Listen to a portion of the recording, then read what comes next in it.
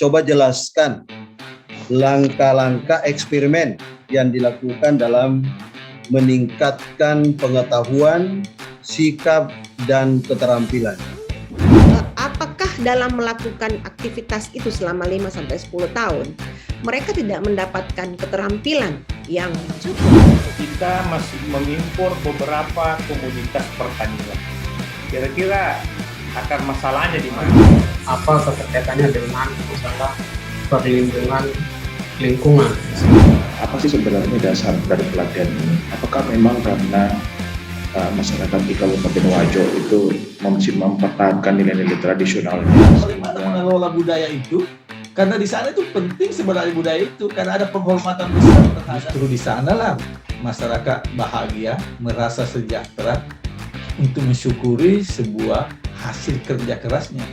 Maradeka itu Wajoe, ada Nana Papua. Di situ sebenarnya dirinya yang hilangkan itu.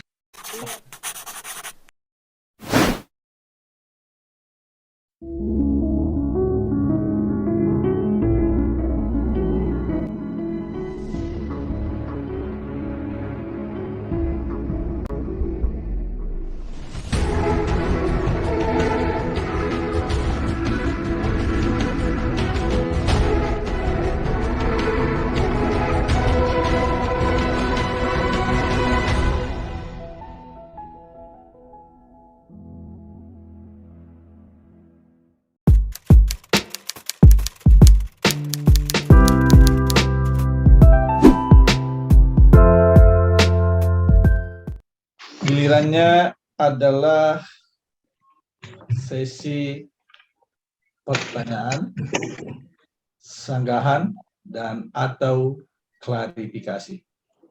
Dan mohon Pemda untuk menyiapkan catatan-catatan, menelaah baik-baik. Nah, sesi ini adalah sesi tim penguji. Masing-masing tim penguji kita alokasikan waktu, menggunakan waktu 5 menit. Kecuali penguji eksternal boleh memanfaatkan waktu secara efisien lebih dari 5 menit. Itu catatannya. Baiklah, kita mengawali dengan penguji internal. Penguji berikut adalah guru besar pada Fakultas Teknik Universitas Negeri Makassar. Beliau juga diamanati tugas tambahan sebagai Kepala Lembaga Penelitian dan Pengabdian Masyarakat, dosen pasca sarjana, dan juga pembimbing di program pasca sarjana. Kita beri kesempatan undang dengan hormat Bapak Profesor Dr. Insinyur Bahrani Raud, Master Teknik, Magister Teknik. Silakan. Baik, terima kasih Ketua Sidang. Assalamualaikum warahmatullahi wabarakatuh. Yang kami hormati para penguji serta hadirin yang kami muliakan. Pertama-tama saya ucapkan selamat kepada Pemda di Tantusau karena sudah berada pada tahap promosi. Semoga nanti promosinya lancar ya. Ini judulnya terkait dengan pengembangan model pelatihan teknis budidaya padi dan usaha alternatif buruh tani melalui pemberdayaan masyarakat berbasis lingkungan ya. Pada rumusan masalah keempat, sudah didengarkan, rumusan masalah keempat itu adalah terkait dengan efektivitas ya, efektivitas model pelatihan teknik budidaya tanaman padi serta teknik memanfaatkan limbah pertanian berbasis lingkungan bagi buruh tani dengan melakukan eksperimen ya. Pertanyaan saya, Promovenda, coba jelaskan langkah-langkah eksperimen yang dilakukan dalam meningkatkan pengetahuan, sikap, dan keterampilan. Silakan. Terima kasih, Prof. Langkah-langkah eksperimen yang saya lakukan, yang pertama adalah saya membagi dua kelompok eksperimen dan kelompok kontrol, masing-masing 30 orang. Selanjutnya, langkah kedua melaksanakan pelaksanaan pretest dan posttest, tes pengetahuan, kuesioner, sikap, dan keterampilan. Selanjutnya, memberikan perlakuan dengan penerapan model yang telah saya buat. Selanjutnya, pelaksanaan posttest, tes pengetahuan, kuesioner sikap, dan tes keterampilan. Selanjutnya, saya membandingkan antara hasil pretest dengan hasil posttest menggunakan uji perbandingan atau uji T, dianggap berhasil apabila T hitung lebih besar daripada T tabel. Terima kasih, Prof. Dan hasilnya seperti apa? Hasilnya terbukti setelah melakukan pelatihan, terdapat peningkatan pengetahuan, sikap, dan keterampilan buruh tani. Terima kasih, Prof. Artinya sebelum diberikan pelatihan, diberikan eksperimen, diberikan perlakuan, kita tes dulu pretest. Iya. Kemudian diberikan perlakuan, kemudian ada post-testnya, kemudian itu yang diuji T ya, uji perbedaan. Iya, Prof. Tetapi ada kelas kontrol yang disebut di dalam ini tes kelas kontrol itu diapakan? Kelas kontrol tanpa pelatihan, Prof. Terus kenapa dilakukan kelas kontrol?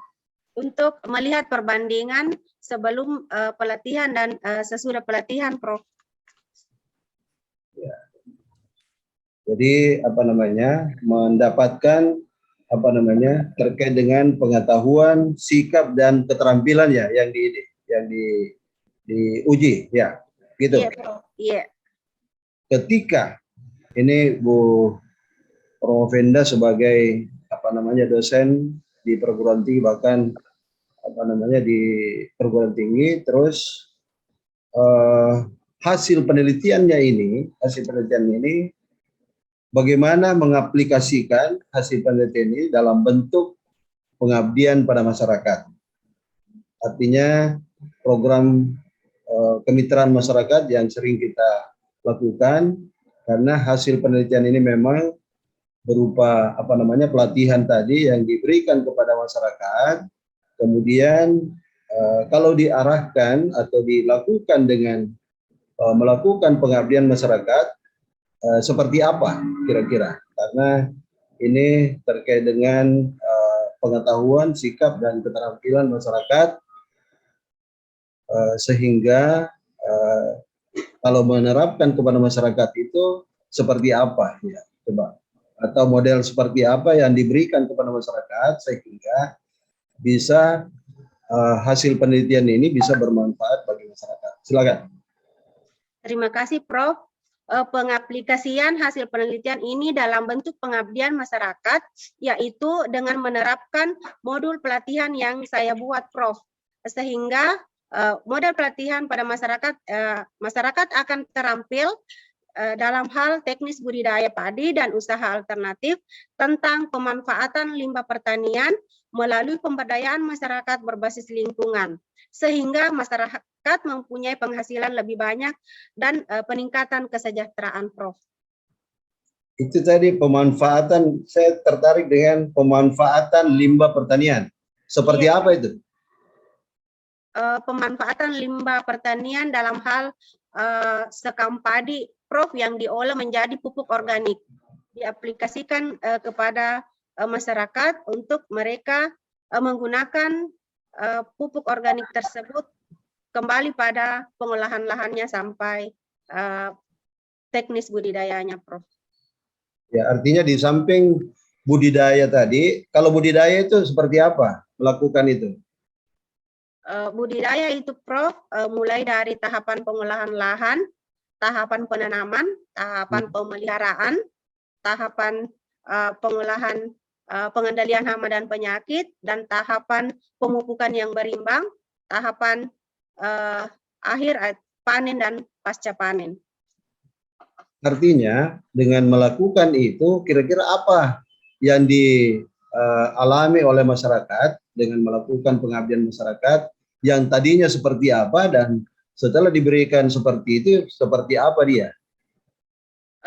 Sebelum mereka melakukan pelatihan ini, mereka Prof belum tahu tentang teknis budidaya seperti apa. Dan setelah melakukan pelatihan, terbukti meningkatkan pengetahuan tentang teknis budidayanya, sikap dalam pemanfaatan limbah, dan keterampilan dalam pembuatan pupuk organik, Prof. Begitupun pemanfaatan limbah tadi. Iya, Prof. Ya mungkin bukan saja menghasilkan tetapi mungkin dikemas, diajari masyarakat itu, petani, buruh tani itu mengemas, kemudian bisa bernilai ekonomi ya. Jadi bisa dijual ke petani yang lain sehingga masyarakat itu bisa sejahtera ya. Oke, saya kira itu Pak Ketua Sidang ya. Makasih. Assalamualaikum warahmatullahi wabarakatuh. Ya. Waalaikumsalam. Terima kasih. Kesempatan berikut adalah penguji internal kedua. Beliau adalah guru besar yang masih sangat fresh pada Fakultas Teknik Universitas Negeri Makassar. Saat ini sedang melaksanakan tugas tambahan sebagai Ketua Program Studi S2 dan S3 PKLH, tempat di mana Promopenda mengadu nasib kedokteran. Mohon perkenan kepada Ibu Profesor Dr. Insinyur Nurlita Pertiwi MT untuk mempromosikan Promopenda kita melalui pertanyaan-pertanyaan dan klarifikasi. 5 menit waktu dialokasikan pada Ibu, disilahkan dengan hormat. Ya. Terima kasih atas kesempatan yang diberikan. Pertama-tama saya ucapkan selamat kepada Promopenda Tendisau SPD MPD. Kita tahu bahwa penelitian dari Promopenda tentang pengembangan kapasitas buruh tani ya, pengembangan kapasitas buruh tani untuk dapat melakukan budidaya padi yang berkelanjutan. Pertanyaan saya adalah Promopenda tadi mengatakan bahwa buruh tani tidak mengetahui, tidak memiliki kemampuan untuk melakukan teknis budidaya padi dengan tepat. Sementara fakta yang kita dapatkan di lapangan bahwa umumnya buruh tani ini sudah melakukan aktivitas selama 5-10 tahun misalnya. Betul itu, Bu Tendri? Iya, Prof.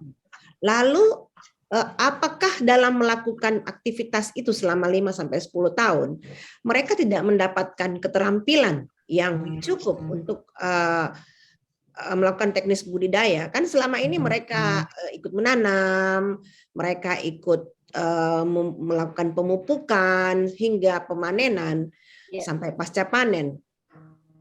Bagaimana menurut Bu Tendri? Silahkan.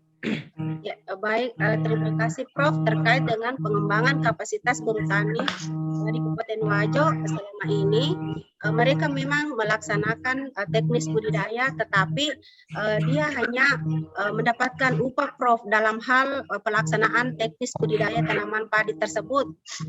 Dia hanya menjalankan sesuai arahan pemilik lahan Prof, sehingga dia tidak tahu terkait dengan pengetahuan seperti apa itu teknis budidaya dalam hal pengolahan lahannya seperti apa yang tepat, pemeliharaannya, teknik pupuk berimbang, pengendalian hama dan penyakit seperti apa, dan pengolahan panen pasca panen itu seperti apa Prof. Dia tidak tahu, dia hanya melaksanakannya sesuai dengan perintah dan mendapatkan upah.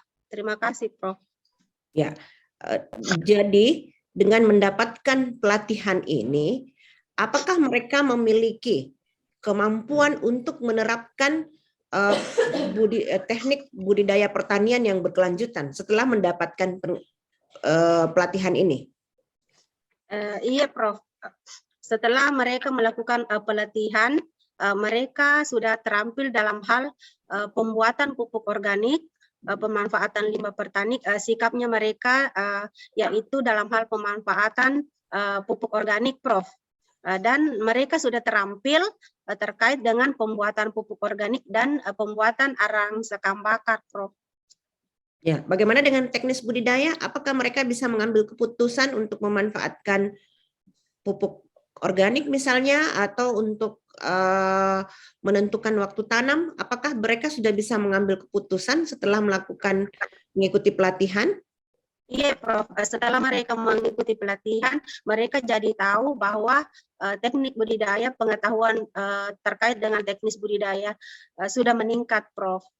Ya. Sebelum dan sesudah. Ya, yang itu yang kita harapkan sebenarnya. Dengan pengetahuan mereka dan dengan sikap mereka, mereka bisa mengambil sikap untuk melakukan upaya pengelolaan pertanian yang berkelanjutan. Karena kita tahu bahwa kondisi ini semakin buruk, kondisi lingkungan semakin buruk akibat aktivitas pertanian yang menggunakan bahan-bahan tambahan yang sangat intensif, ya.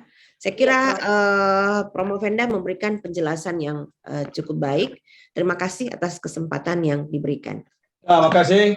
Kesempatan berikut, penguji internal telah melaksanakan tugas. Saya juga penguji internal, tapi saya menggunakan waktu di akhir proses ini. Saya beri kesempatan masuk pada penguji eksternal.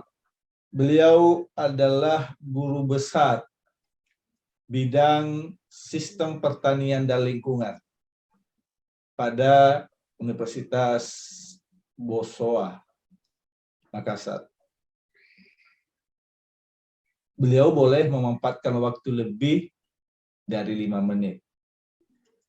Untuk itu, saya beri kesempatan dan undang dengan hormat Bapak Profesor Dr. Insinyur Andi Muhibudin, MS. Disilakan. Terima kasih Pak Dr. Sulaiman ya sebagai pimpinan sidang. Assalamualaikum warahmatullahi wabarakatuh. Selamat pagi, salam sehat. Yang saya hormati Pak Promotor, Co-Promotor, Bapak Profesor Dr. Bahtiani, Rauf, MT, Pak Profesor Dr. Insinyur Nurlita, MT, selaku Ketua Prodi PKLH. Saya ingin menyapa juga teman-teman dari Umprima Sengkan. Selamat pagi, Pak Prof. Imran Ismail. Waalaikumsalam, Pak Rektor. Waalaikumsalam, sukses, Prof. Selamat. Teman-teman ya di lingkungan Umprima Sengkan tidak sempat menyebutkan atau menyapa satu persatu. Saudari Promovenda Andi Tandisau, selamat ya. Insyaallah kalau tidak ada aral melintang pada pagi hari ini, saudari kira-kira ya kalau lulus ya, kira-kira 2 jam ya. Insyaallah. Kita bergelar doktor ya. Mudah-mudahan tidak ada aral melintang. Amin. Dan Prof. memang menjadi dokter itu tidak mudah ya. Jadi Andi Tandisau ini harus lulus 3M ya. Jadi kalau prokes itu 3M, juga untuk lolos dokter itu harus 3M juga ya. Apa itu 3M? Manajemen waktu, ya, manajemen stres, dan manajemen uang, ya. Jadi 3 itu harus terkelola dengan baik. Juga ada syarat-syarat lain, yaitu hubungan baik dengan supervisor, promotor, co-promotor, harus cerdas dan nasib, ya. Jadi meskipun yang lain itu terpenuhi, tapi itu ada nasib juga sangat menentukan, ya. Itu sekedar introduction ya. Ini adalah ujian terbuka ya.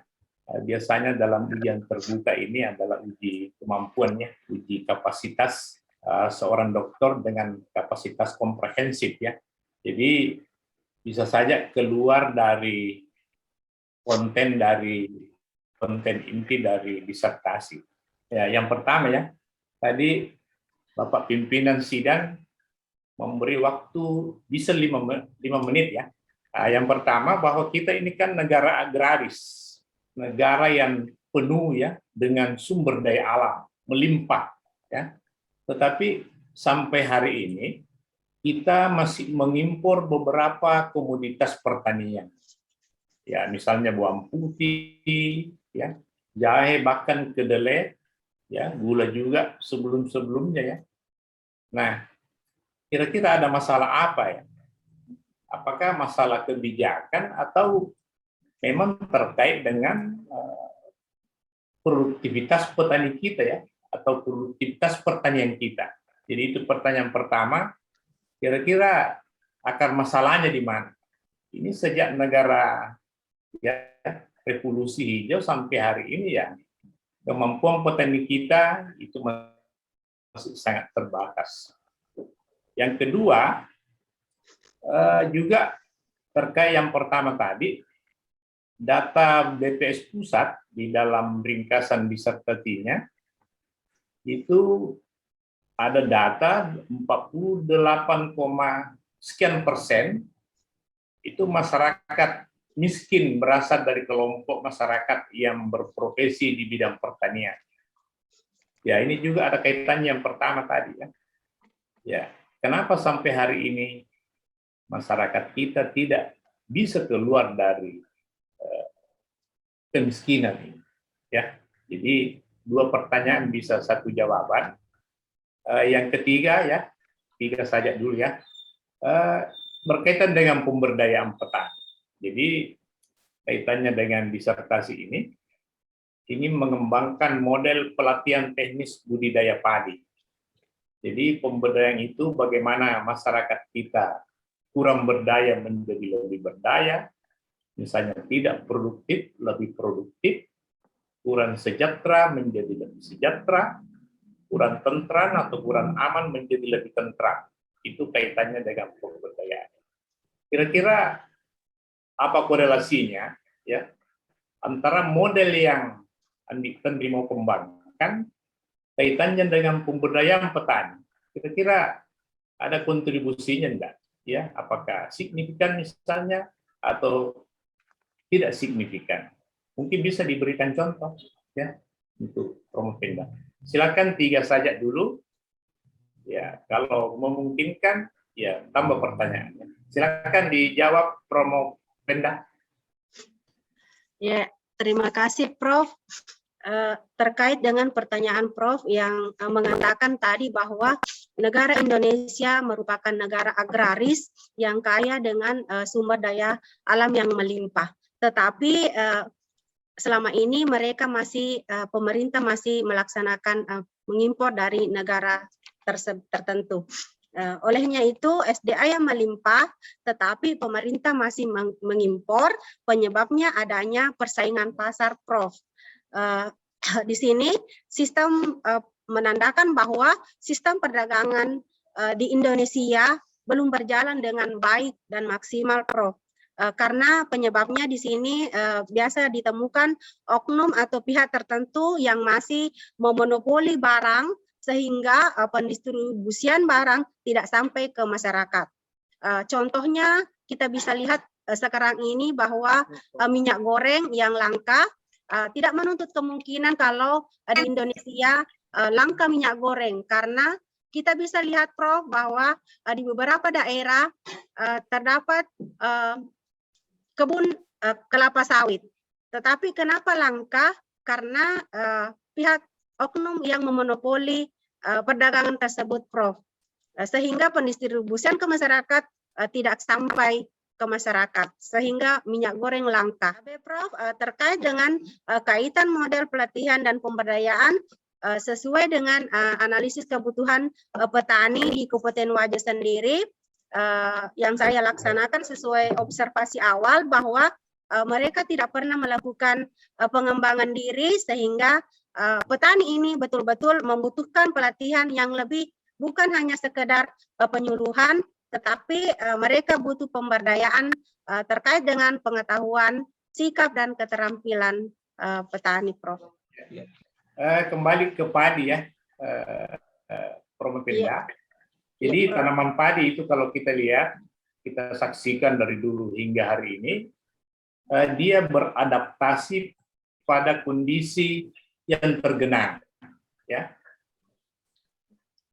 Nah, itu komoditi lain, justru kalau dia tergenang, dia mati ya, dia stres, ya mungkin dia overdosis ya airnya.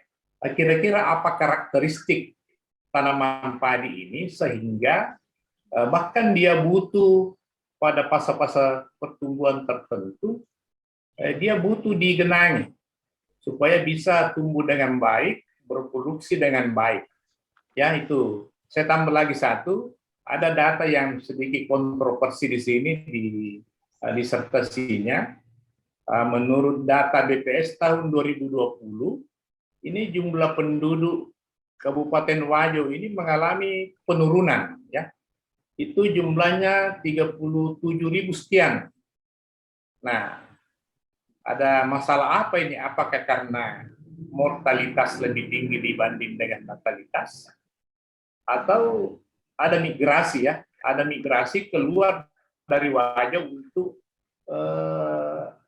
misalnya mata pencaharian, karena masyarakat Wajo ini kita kenal ya, pedagang, perantau, dan sebagainya. Mungkin bisa diberikan gambaran kepada kita apa yang menyebabkan sehingga jumlah penduduk ini ada penurunan yang cukup signifikan, kaitannya tadi dengan mortalitas kah, natalitas, atau ada migrasi ya. Jadi ada dua lagi, Bapak Pimpinan Sidang, mudah-mudahan bisa dijawab dengan baik. Silakan, Prof. Penda. Ya, terima kasih, Prof. Terkait dengan karakteristik tanaman padi yang membutuhkan air tergenang, artinya di sini tanaman padi itu yang memiliki karakteristik tersendiri yang berbeda dengan tanaman lain, artinya tanaman padi yang memiliki akar serabut dan memiliki batang yang berongga dan daun, sehingga daunnya itu yang harus melayang terapung di air, Prof. Sehingga tanaman padi betul-betul harus hidup di lingkungan air, berbeda dengan tanaman yang lain. Dan untuk jumlah penduduk Kabupaten Wajo pada tahun 2020 mengalami penurunan, yaitu sebanyak 37.000 menurut data BPS Wajo, yaitu disebabkan oleh tingkat kelahiran yang menurun, Prof. Menurut data BPS, data sensus penduduk Kabupaten Wajo 10 tahun terakhir, mulai tahun 2010 hingga 2020, disebabkan adanya laju pertumbuhan penduduk yang berkurang. Berdasarkan data tersebut, 0,15% laju pertumbuhan penduduk berkurang, Prof. Berarti jumlah kematian atau ya laju pertumbuhan penduduk ya, masih ada variabel lain yang menentukan tadi kan, mengenai kematian, mortalitas, dan itu tadi dia keluar dari Wajo ya. Iya, Prof. Ya. Karena keadaan penduduk terdapat suatu daerah, di dalam suatu daerah itu ada 3 penyebab, yaitu fertilitas, mortalitas, dan migrasi, Prof. Di mana mortalitas kematian, fertilitas kelahiran, migrasi perpindahan penduduk. Dan selama COVID, Prof, memang penduduk Kabupaten Wajo, efek dari COVID itu mereka meninggalkan Kabupaten Wajo untuk mencari pekerjaan yang lebih bisa meningkatkan kesejahteraannya, Prof. Saya kira sekian, Prof. Penda. Saya kembalikan ke Bapak Dr. Sulaiman. Kasih. Terima kasih Bapak penguji eksternal, Bapak Profesor Dr. Insinyur Andi Muhyiddin MS. Beliau adalah guru besar bidang sistem pertanian dan lingkungan pada Universitas Bosowa, Makassar. Sekali lagi, terima kasih. Kita melangkah ke penguji, co-promotor. Beliau adalah dosen di Fakultas Teknik Universitas Negeri Makassar, bukan mantan ya, atau pembantu rektor atau wakil dekan bidang kemahasiswaan periode tertentu. Memperkenan memaparkan waktu 5 menit paling lama pada Bapak Dr. Insinyur Ahmad Rifki Asrif, MT. Terima kasih. Assalamualaikum warahmatullahi wabarakatuh. Pertama-tama tentu saja saya ucapkan selamat kepada saudari Endrisau berkaitan dengan pada tahapan akhir selaku Promovenda untuk mencapai gelar tertinggi secara akademik sebagai calon doktor. Yang ingin saya tanyakan atau minta penjelasan yang berkaitan dengan novelty. Jadi novelty yang disampaikan oleh Promovenda bahwa di dalam penelitian ini atau yang ditemukan oleh saudari Promovenda bahwa mendapatkan model pelatihan Asril.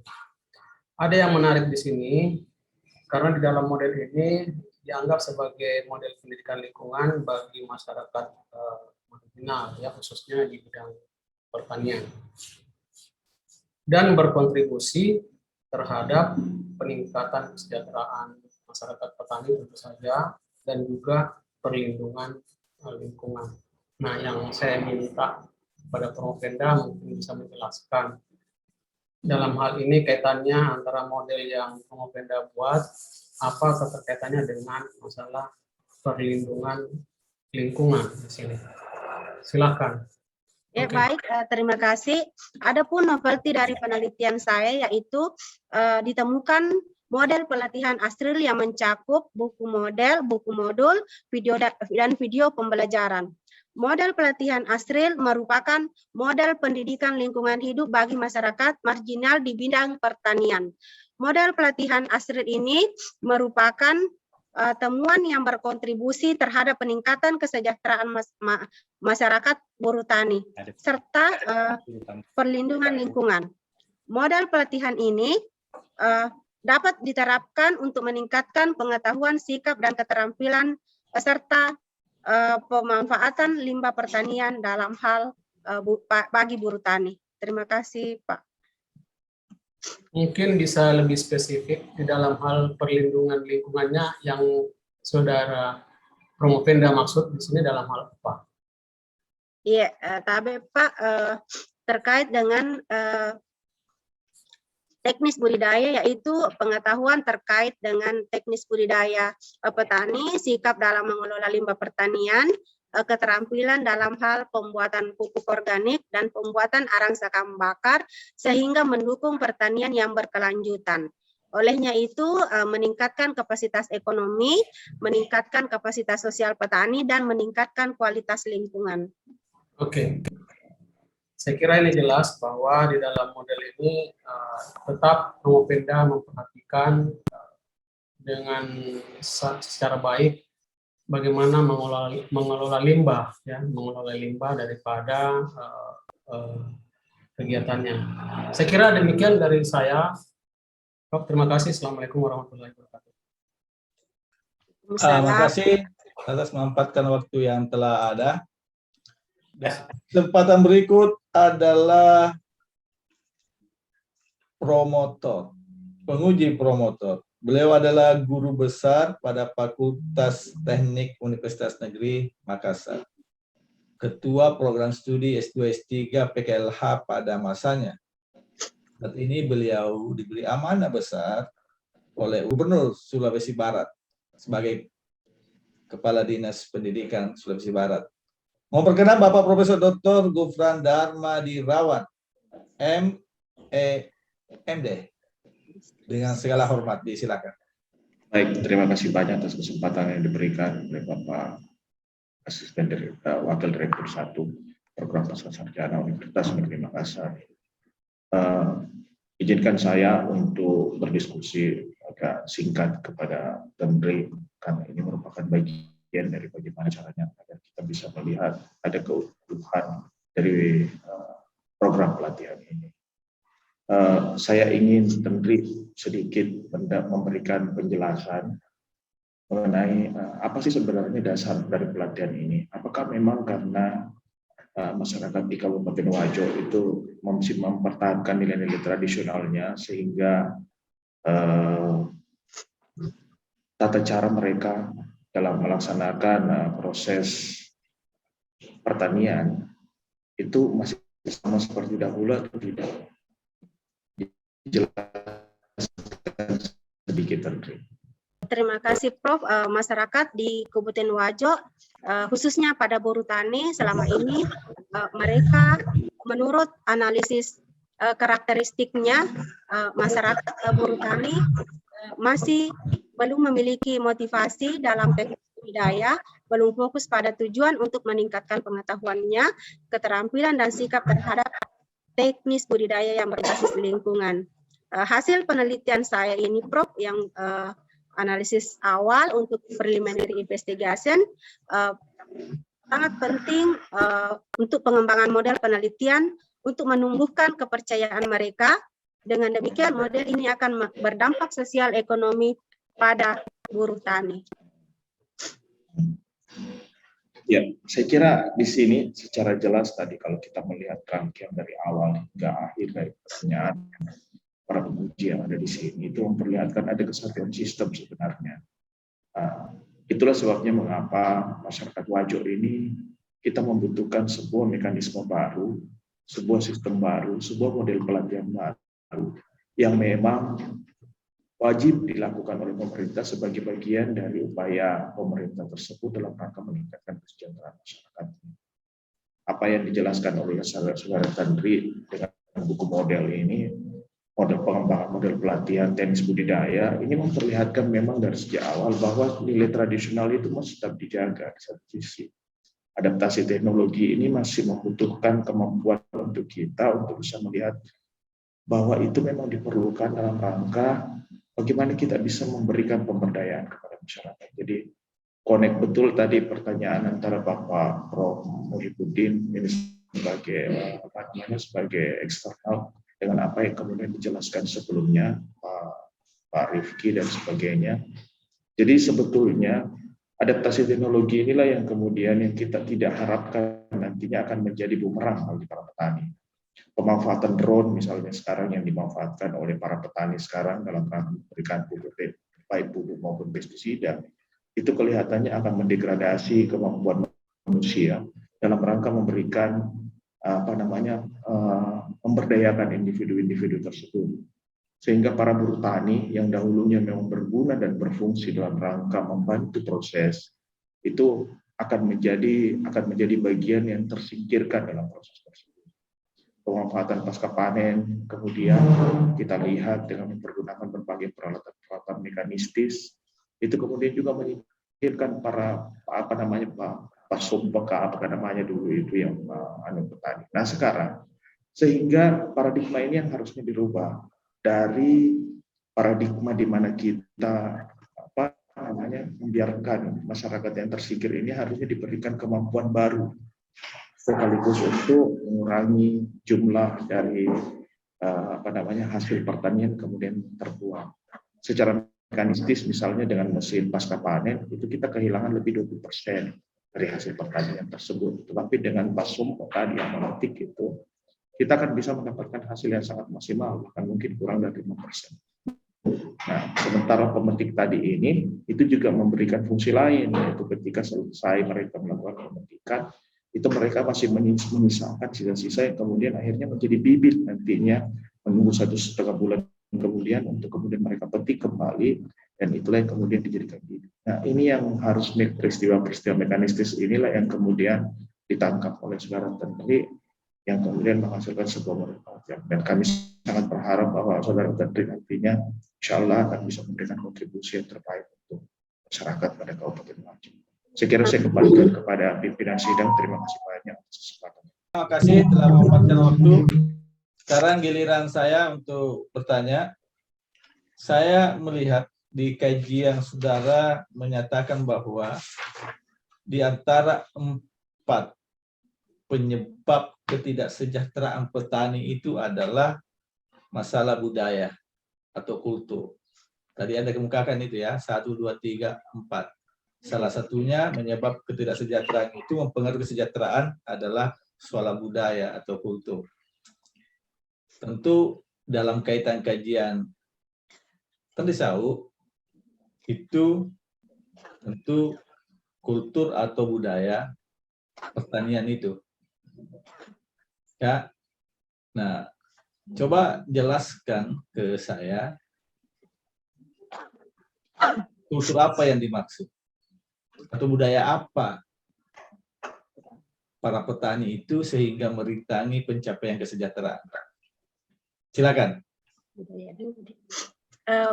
Baik, terima kasih Prof.